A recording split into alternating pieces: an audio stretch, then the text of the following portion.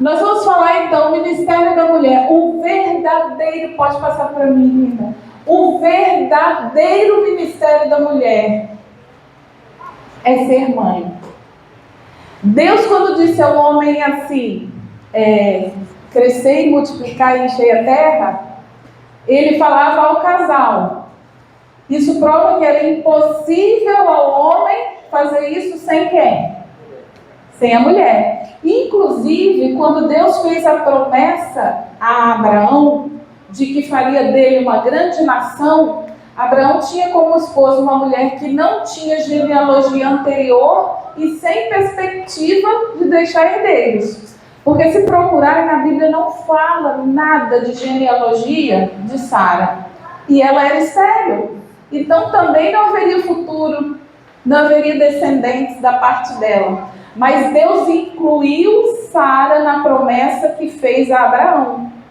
Tanto que, ao mudar o nome de Abrão para Abraão e de Sarai para Sara, ele estava incluindo ela na promessa.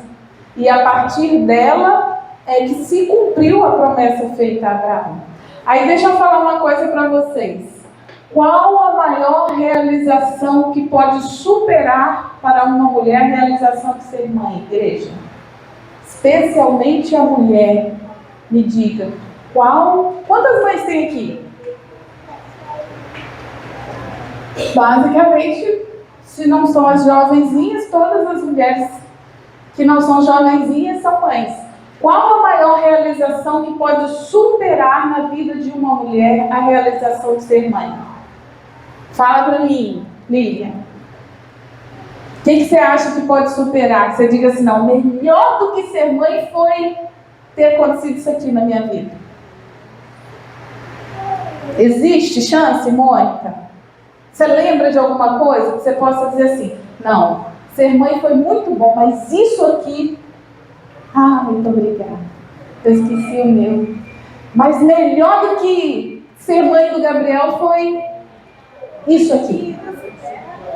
Aqui nessa terra não, né? Porque mas é difícil, porque quando o filho, é importante, mas quando o filho nasce, a realização da maternidade é uma coisa muito fenomenal. Fala, Lívia. Eu acho que também, agora eu posso dizer isso, é ser vó. Ser vó? Porque diz que ser vó é ser mãe 2 vezes, né? Então, essa experiência eu não tive ainda. E você, Márcia, o que supera a realização de ser mãe? Não tem, né? Não tem, gente. Realmente não tem. Aqui diz assim no livro Orientação da Criança: depois de Deus, o poder da mãe para o bem é a maior força conhecida na terra. Pensa um poder que pode realizar alguma coisa boa abaixo de Deus. Isso é um privilégio tremendo, não é, irmã? Quando fala isso, a gente lembra aquelas histórias assim de mãe que consegue levantar um carro para tirar um filho que caiu de embaixo. Já ouviram essas histórias? Você fica pensando assim, como que uma mãe levantou um carro? Irmãos, isso é o desespero para salvar a vida de um filho. Só mãe sabe o que é isso. Mais ninguém. Aí vamos pensar na primeira mãe. Quem foi a primeira mãe? Imaginem quando ela contemplou o rostinho do seu primeiro bebê. Deus disse assim que, como punição, com dores, o que aconteceria? Com dores de parto você vai dar à luz, Maria, porque você comeu do fruto proibido. Mas quando ela viu aquele rostinho, ela pensou assim, doeu, mas eu vou ter mais alguns. Verdade ou mentira? Ela não teve mais. Deus disse que ia doer. Mas foi tão bom quando ela olhou aquele rostinho que ela falou assim, vale a pena doer. Eu vou ter mais alguns. É mesmo? Eu não tive essa dor. Eu também não tive ela completa, mas eu tive o início. Mas é uma dor que você passa, né, para quem teve, depois você esquece, você não sabe mais como é que é. É mesmo? Eu não sei, eu tive 2 filhos, 2 cesarianas marcadas, de forma que eu não entrei em trabalho de parto nunca. Então eu não sei que dor é essa. Eu dei jeito de sair pela tangente. Mas é uma dor que não impede a mãe de querer ter outros filhos, não é, irmã? Dói, mas ela fala assim, valeu a pena. Valeu a pena. Quando Eva ouviu pela primeira vez ser chamada de mamãe, pensa que coisa bacana, que coisa linda não deve ter sido isso. Mas, irmãos, era uma família complicada. Foi tudo só coisa boa? Os filhos de Eva foram criados ali, bem próximos da história do Éden. É a minha companheira. Bem próximos da história do Éden. Mas ainda assim, não sei, ela quer alguma coisa. Mas ainda assim, tendo sido criados bem próximos da história de Deus, quando Caim matou Abel, irmãos, como é que ficou o coração dessa mãe? O primeiro assassinato foi cometido entre 2 irmãos. Eu não consigo imaginar um filho meu matando o outro. Como é que eu vou reagir? Como é que ficou o coração dessa mãe? Será que Adão culpava Eva? Dizia a ela assim, você educou muito mal esse menino. A culpa é sua. Se um irmão matou o outro, a culpa é sua, mulher. Será que aconteceu esse tipo de conversa? É possível? Não é possível? Um já acusou o outro. Imagina quando um filho matou o outro. Irmãos, foi a primeira tragédia. Depois do pecado, né? A segunda. A primeira foi o pecado. Depois do pecado foi a primeira tragédia. Um irmão matou o outro. E aquela mulher foi quem educou aqueles meninos que cometeram tão grave pecado. E a palavra de Deus fala assim, que o amor é paciente e que ele não... Você já perdeu a paciência com sua filha? E aí, Marina, já perdeu a paciência com as suas princesas? Várias vezes. Mas a palavra não diz que o amor é paciente? E aí, Lilian, já perdeu a paciência com o Lucas? Ela só virou um zoinho assim, tá, Lucas? Mas o amor é paciente? Explica, gente. Me ajuda. Me ajuda a sair dessa. Se o amor é paciente, por que ela perdeu a paciência? O amor de Deus é. Não, mas espera aí, gente. Vamos fazer exegese do texto. Quando o texto fala que o amor é paciente, não se irrita, não se ufana, não arde ciúme, ele não está falando do amor de Deus, não. Ele está falando do amor que Deus espera que nós tenhamos aqui, enquanto humanos. Mas o amor, quanto mais ele... Olha o irmão Jonas ali vai ensinar para nós, fala. Ele tem amor no filho, ele quer o filho. Não, mas eu não falei do amor. Eu falei assim, o amor é paciente. Ponto. Ele tem paciência. Aquele filho está errado, ele tem dó. Não, irmão, o senhor está se enrolando aí. Ela disse que perdeu a paciência. Ela disse que perdeu a paciência, ela disse que perdeu a paciência, ela disse que perdeu a paciência, e eu perdi a paciência e perco até hoje. Quem está enganada? Ninguém se perde. O Jonas já perdeu a paciência. O senhor perdeu a paciência comigo, irmão.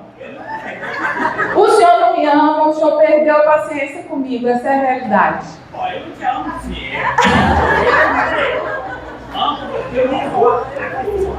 Mas paciência, por isso, cara, não se perde não. Irmãos, prestem atenção. Nós amamos. Nós não desistimos deles. Essa é a realidade.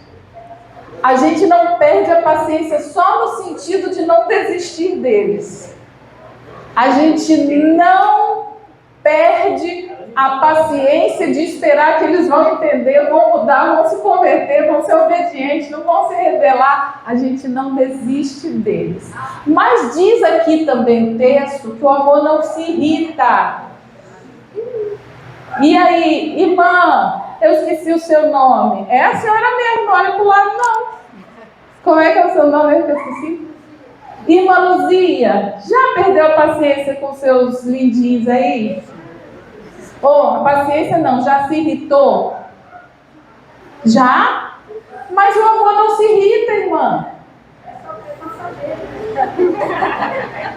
Porque também não dá pra gente ficar irritado eternamente. Mas diz que o amor não se irrita e a gente tem se irritado com nossos filhos. Eu, às vezes, me irrito tanto. Essa semana eu falando com meu filho e a gente discutindo algum assunto e falava, sim, eu dizia que você não pode ter filho porque você não está pronto para educar nunca, hein? Eu falando com meu filho. E aí ele dizia assim, mãe, porque você acha que tudo vai resolver batendo? Você me bateu muito à toa. Você me bateu porque você estava com raiva. Você não me bateu porque eu merecia. Você me bateu porque eu estava com raiva. Eu estava com raiva do que você fez, ô bênção. Você me irritou. A gente se irrita.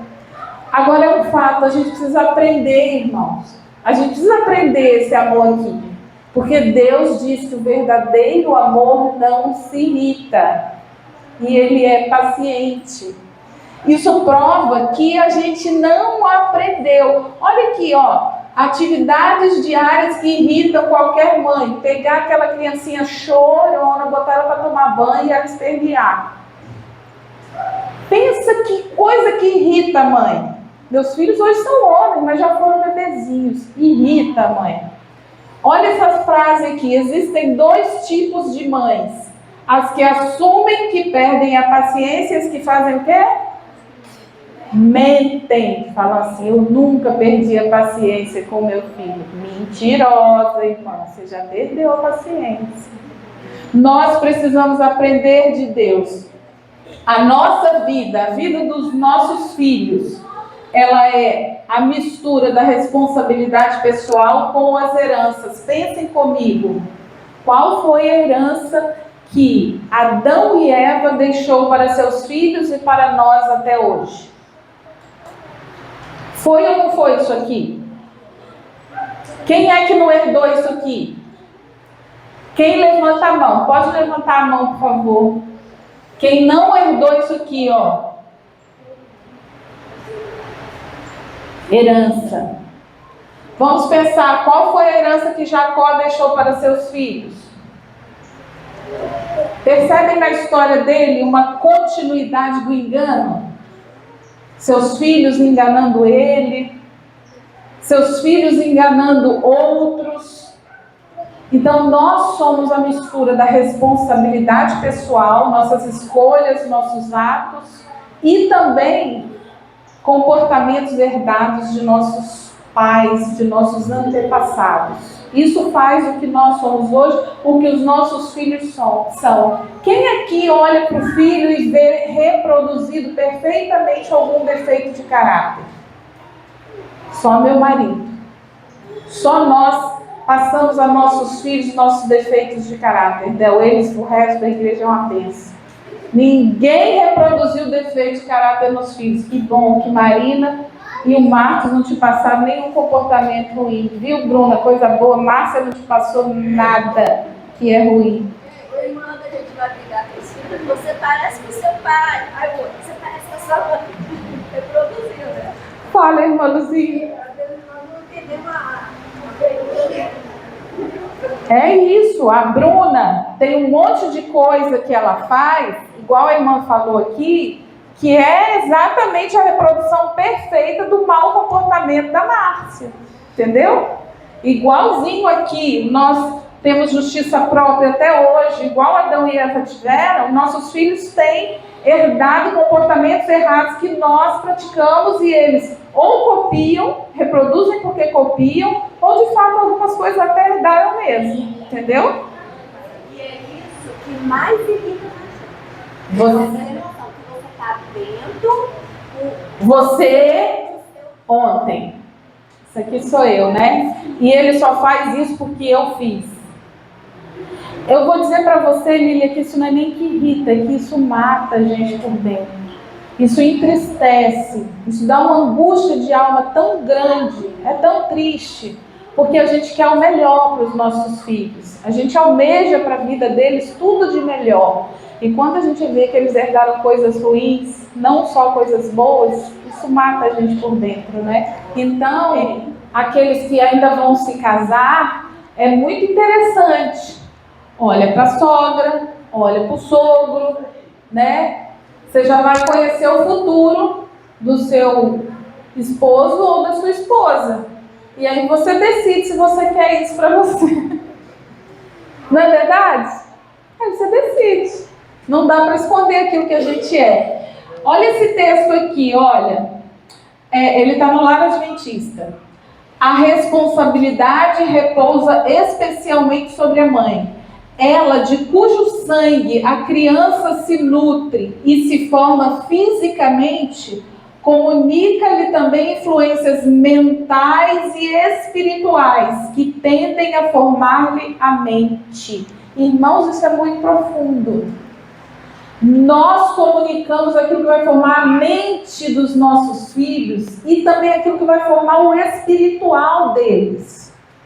Então, quando a gente olha que nós podemos ser cristãos de não muito boa qualidade, o que a gente pode esperar dos nossos filhos? O que a gente comunicou a eles? Isso é sério demais. Olha o restinho do texto aqui, ó. Mães, alertem-se para o fato de que sua influência e exemplo estão afetando o caráter e o destino de seus filhos. E em vista de sua responsabilidade, desenvolvam uma mente bem equilibrada e um caráter puro, que reflitam unicamente o verdadeiro, o bom e o belo. Quem aqui tem uma mente equilibrada, por favor, levanta a mão. Ninguém levantou a mão? Mentes equilibradas, irmãos. E além de mente equilibrada, um caráter puro. Tá bom, mais fácil esse. Deixa a mente equilibrada para lá. Vamos só para o caráter puro. Quem levanta a mão? Uai, o que a gente está formando aqui dentro dessa igreja, gente? O que nós temos construído? Nosso caráter não é puro, nossa mente não é equilibrada, vivemos desequilibradamente e temos a responsabilidade de formar caráteres para a eternidade. Pode falar, mãe. A gente vê outras pessoas piores, né? Gente, presta atenção nisso, que é o conjunto da fala da Mônica de vocês com a Lília de vocês também. O que nos motiva é saber que tem gente pior do que nós.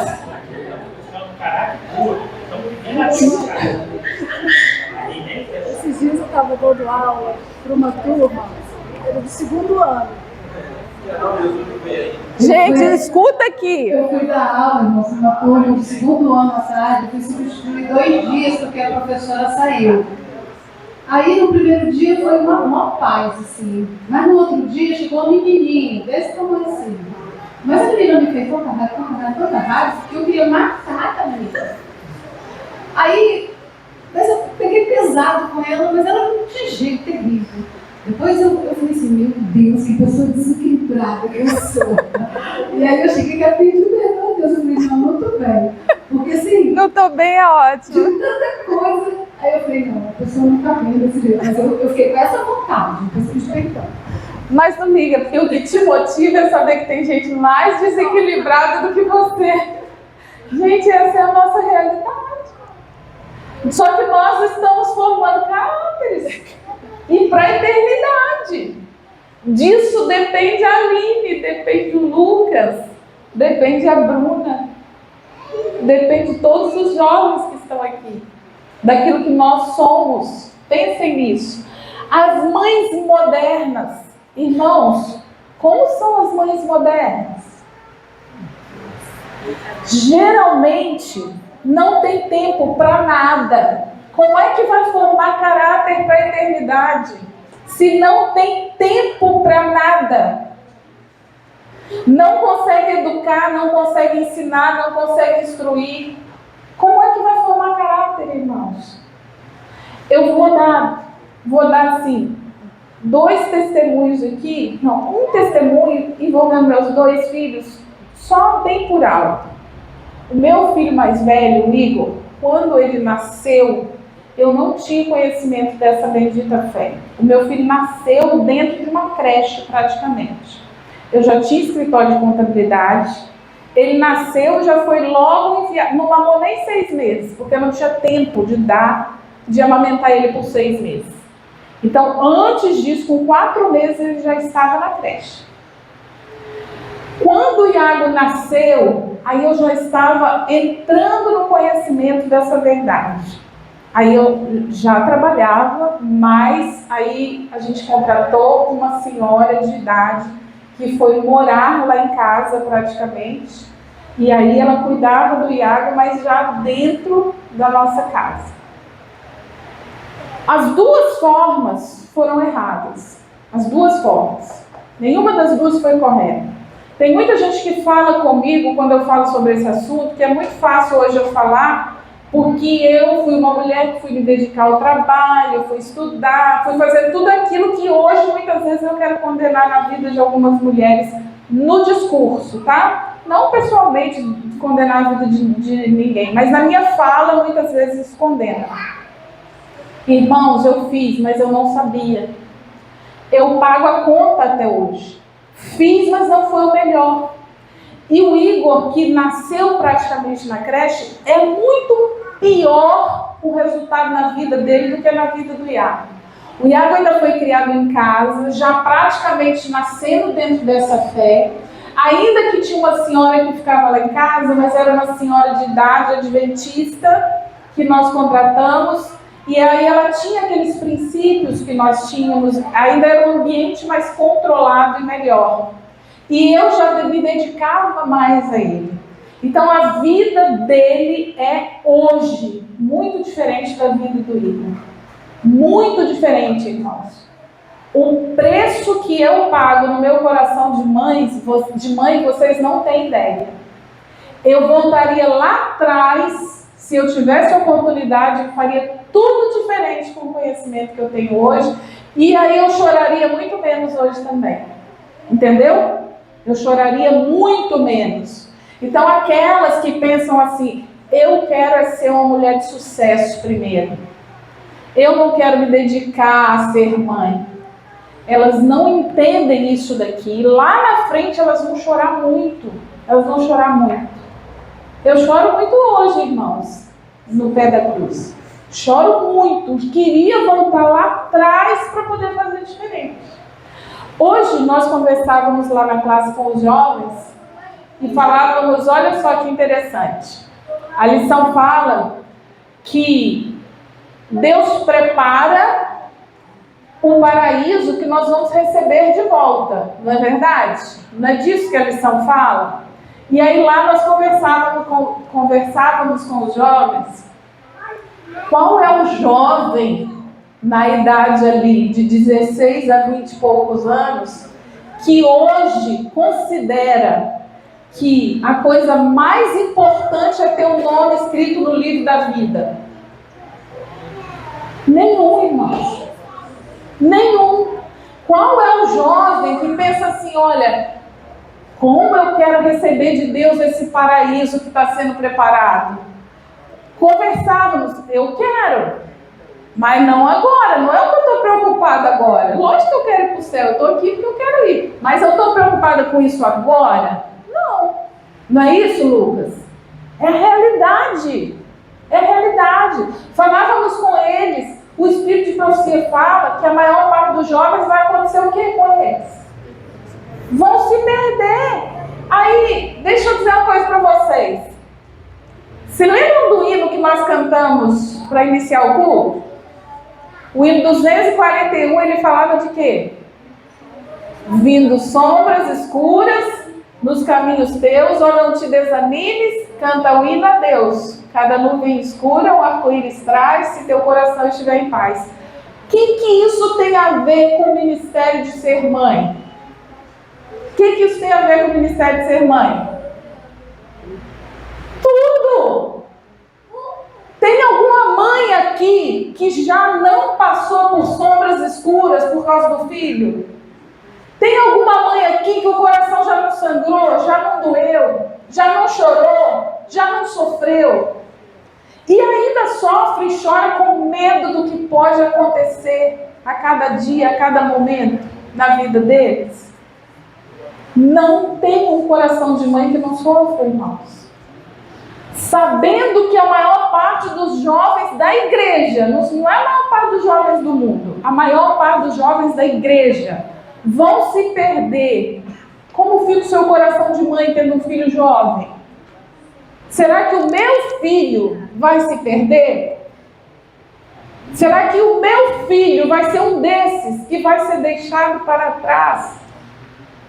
Qual é a mãe de um filho jovem que não tem o coração entristecido e preocupado com essas coisas, irmãos? Lógico que fica, eu tenho certeza disso, irmão, certeza absoluta. Mas eu vou te dizer uma coisa, tem uma coisa na mente da mãe diferente da sua. Eu tenho certeza que o seu coração sangra pelos seus filhos, mas tem uma coisa diferente no coração dela. Por isso que Deus fala, é Deus quem diz, que o amor dele só pode ser comparado ao amor de mãe. Deus sabe o que é o coração da mãe. É diferente do coração do pai. É diferente.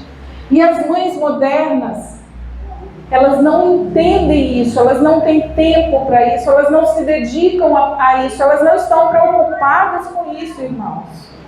Tem muita coisa hoje que a mãe moderna não atenta. Quer ver detalhes simples? Deixa eu falar para vocês aqui com todo carinho. Preste atenção. Preste atenção, igreja.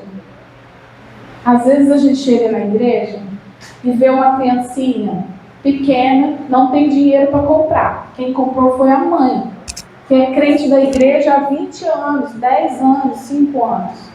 E aí ela de repente coloca no filhinho dela uma camisa, uma camiseta, com um monstro terrível, uma coisa demoníaca ali na... Essa mãe pensou nisso? Ela atentou para isso? Percebe, irmão? São detalhes que as mães modernas não têm se apercebido. Elas não têm notado por onde elas têm conduzido as suas criancinhas. Há outros detalhes também. Às vezes, uma brincadeira inconveniente que ela não percebe o perigo daquela criança ter aquela brincadeira, aquele comportamento, aquele linguajar. Percebem? Então, assim, as mães modernas não pensam nos detalhes. Acham que tudo não tem nada a ver. Quando, na verdade, tudo tem a ver. Tudo tem a ver.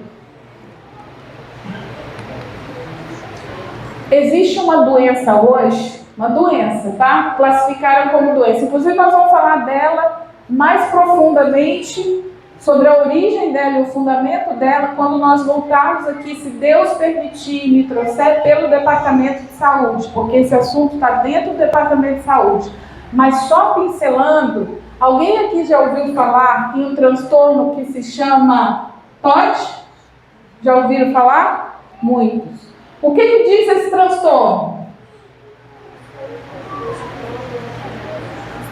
Pode falar, irmã.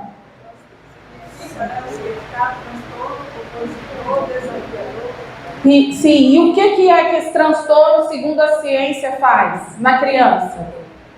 Muito nas escolas. A gente é professor e quatro dos nossos professores é o tempo todo. Você fala não, é o menino que não aceita. Não pode ouvir não.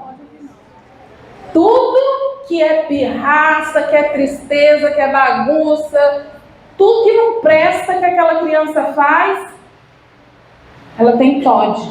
Não diga para ela não. Não brigue com ela. Não se irrite com ela. Ela tem TOD. Ela tem TOD. Transtorno opositivo desafiador. Ela desafia a autoridade, ela se opõe à autoridade, ela se opõe a qualquer um que diga não para ela. Irmãos, vamos falar a verdade. Como é que é o nome desse negócio? Falta de vara, irmão Carlinhos. Umas boas varadas, entendeu? Umas boas varadinhas. Um cantinho lá da disciplina para deixar ela sentadinha lá sem brincar por alguns momentos, talvez até por um dia inteiro, dependendo da idade dessa criança. Se é uma criança que já tem celular, tomar o celular dela ali por um dia, uma semana, um mês. O que está faltando é correção para essa criança. E agora a chamada ciência, que eu estou alertando vocês, cuidado com a chamada ciência, que vai levar muito crente reformista para o buraco, chama isso de TOD. Não brigue com seu filho, não corrija, não diga não, porque ele tem TOD. Tem uma sigla para cada negócio desse que o menino tem na escola. A gente fica até perdido. Márcia, nós vamos falar muito disso quando voltarmos aqui pelo Departamento de Saúde. O assunto é esse. É que agora eu não posso me aprofundar, mas o assunto é esse. As doenças que têm surgido, as síndromes, os transtornos mentais que têm inventado para que nós não sejamos corrigidos e advertidos, para não nos prepararmos para ir para o céu e nem prepararmos as nossas crianças. Esse é o único objetivo. Querem arrancar de nós a nobreza de ser mãe. A mãe raramente aprecia sua própria obra e frequentemente se põe tão baixo na estima de seu trabalho que o considera como servidão doméstica. A mãe é um instrumento de Deus para tornar cristã a família. Irmãos, o que é querer arrancar do coração da mãe esse entendimento de que isso é nobre? O mundo está trabalhando com isso, irmãos. O mundo quer tirar de nós a alegria, o prazer, a satisfação, o sentimento de nobreza mesmo que é ser mãe. Quem coloca a família como uma família cristã é a mãe. Ela dita o ritmo, a harmonia. Eu não vou dizer, irmã, que a irmã seja mais religiosa do que o seu esposo. Não sei, não conheço a sua família, mas eu vou lhe dizer uma coisa. Tudo que nós conversávamos lá em cima na classe com os jovens, o Lucas dizia assim: a minha mãe me ensinou assim, a minha mãe me falou assim, a minha mãe mandou eu ler um livro assim. Então, assim, esse é o papel da mãe. Outro dia lá em casa, o Iago e o Del discutíamos alguma coisa relacionada à religião, e daí o Iago falou assim: no meu tempo a minha mãe pegava a gente e estudava a lição das crianças com a gente tinha que estudar com ela. E no fim ela ainda tinha que fechar o livro e perguntar para a gente responder com o livro fechado. A gente sentava para ler um livro Desejar de Todas as Nações, cada um tinha que ler um parágrafo, e aí a gente parava todo mundo, e aquele que leu, e aquele que estava escutando o outro ler, tinha que comentar o que foi lido. Por quê? Porque senão ele está sentado ali na cabeça dele, eu sei lá onde que está voando por outro canto. Não. Você vai comentar o que foi que ele leu. Aí agora você lê e ele vai comentar o que foi. E assim a gente ia lendo o livro. E aí hoje eu colho algumas tristezas, como eu disse, eu choro na cruz por muitas coisas. Mas eu também colho alegria, porque quando eu olho que o meu filho se lembra que ele foi ensinado, entendeu? Ele aprendeu, a mãe dele ensinou para ele, a mãe dele cobrou dele. Então não foi tudo tão errado assim. A gente conseguiu acertar em algumas coisas pela graça de Cristo. Então esse é o papel da mãe e é isso que quer arrancar do nosso coração. Essa satisfação de estar preparando homens para a vida eterna. Homens no sentido genérico, homens e mulheres. Isso é nobre demais, irmãos. Estamos preparando homens, almas, para a vida eterna. Abaixo do trabalho de Deus, isso é o que de mais nobre alguém poderia fazer. Não deixe, jovenzinhas, que o mundo arranque isso do coração de vocês com essas falácias idiotas que tem por aí. Querem sim roubar o seu filho de você. Sabe como? Querem roubar a inocência das nossas crianças. Querem roubar a infância delas. Querem roubar a família, o direito delas terem família. Irmãos, sábado passado nós estávamos em uma igreja nossa lá no Mato Grosso, né, Del? E aí nós fazíamos palestra lá sobre o feminismo, que me foi pedido falar. E aí uma irmã falou assim, quando a terra já tem muita gente, não precisa mais ter filho aqui não. Quando nós falávamos sobre a maternidade. Aí eu disse para ela assim, por acaso está escrito na palavra de Deus, crescei e multiplicai-vos, e quando chegarem a 8 bilhões, parem de se multiplicar. Está escrito em algum lugar isso? Continuamos com a mesma missão. Cuidar, criar, instruir, redarguir. Essa é a nossa missão.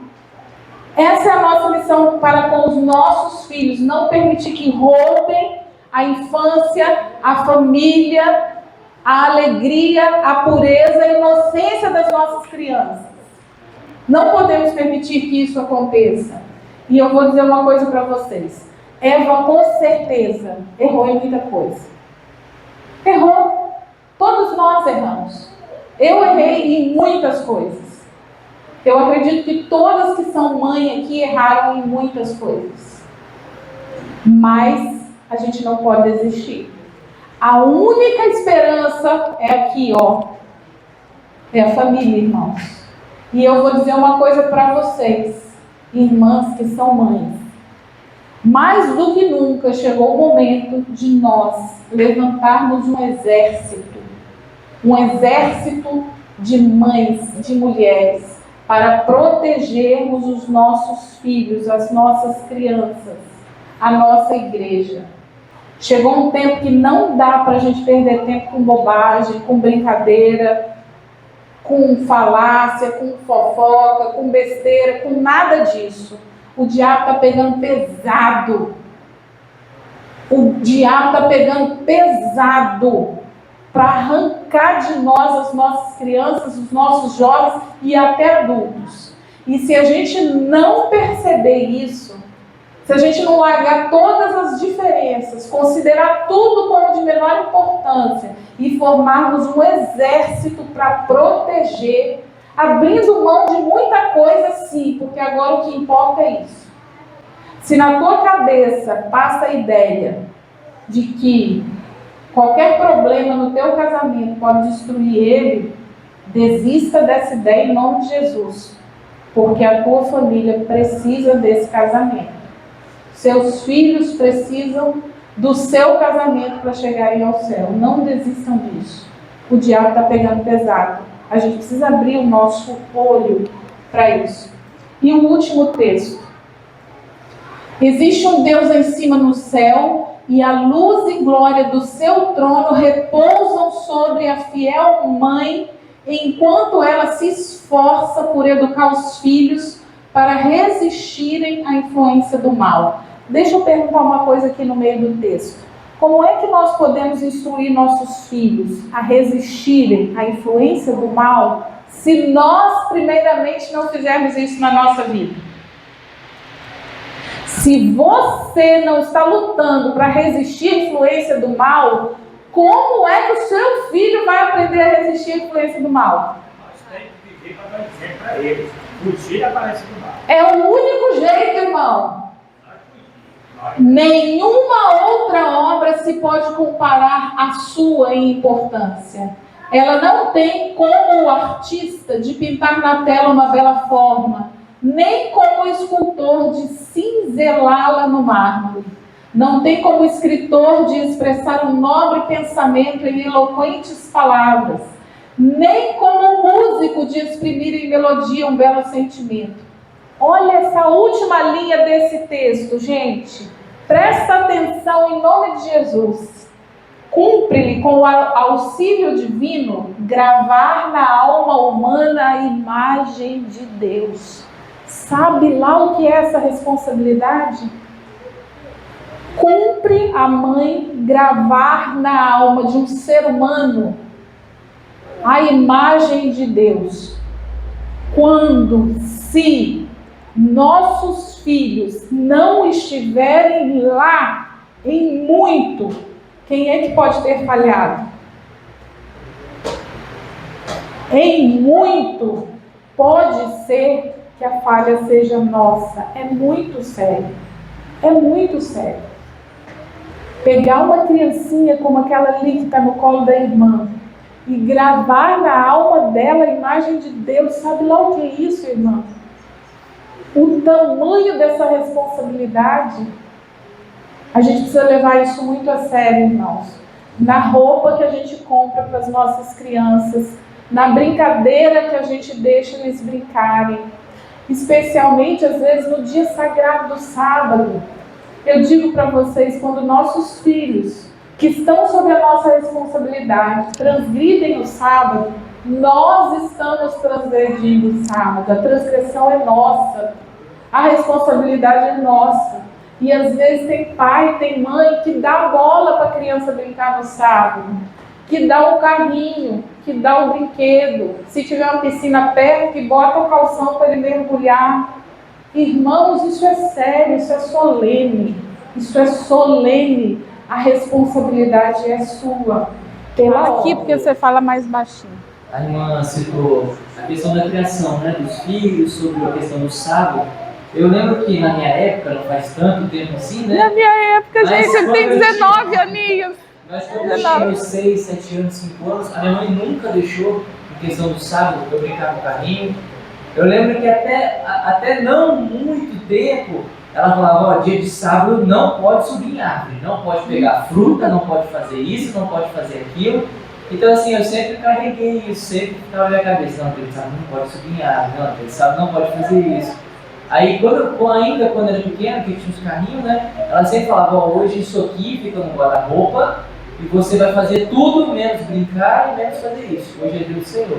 Então sempre foi feito esse costume. E eu até lembro, né, o irmão Carlinhos está aqui para provar isso também, né, que ao invés de nós ficarmos em casa, a gente saía todo mundo junto, andava de moto, via as paisagens, para distrair a mente, fazendo com que a gente não brincasse com aquilo no sábado. Amém por isso, irmã. Amém. Irmãos, é isso. São a herança do Senhor, como diz Salmo 127. A alegria nossa será os nossos filhos também poderem estar lá naquele dia. E é isso que é a nossa missão. Esse é o ministério da mulher.